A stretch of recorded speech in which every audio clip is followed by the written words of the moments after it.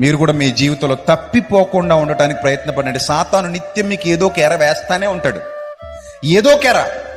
మీరు గుర్తుపెట్టుకోండి, ఎక్కడ నిన్ను పడగొట్టేద్దామా అన్న ప్రయత్నంలో వాడు విజయం సాధిస్తున్నాడు అని అంటే దేవుణ్ణి నువ్వు ఓడిస్తున్నావు అని అర్థం. వాడు రకరకాల ఎర్రలు వేస్తాడు. గెహజీ ముందు డబ్బు పెట్టాడు, ఆస్తి పెట్టాడు. ఇస్కరియోతు యోధా ముందు వెండి నాణేలు పెట్టాడు. దావీదు ముందు ఒక అమ్మాయి అందాన్ని పెట్టాడు. మోహపు చూపుకు బలైపోయాడు.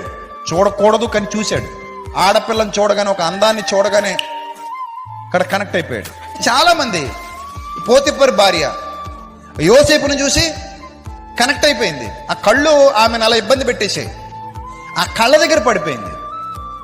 సో కాబట్టి ఇలా లైఫ్లో చాలా మంది చాలా విషయాల్లో పడిపోవడానికి ఛాన్సెస్ ఉన్నాయి.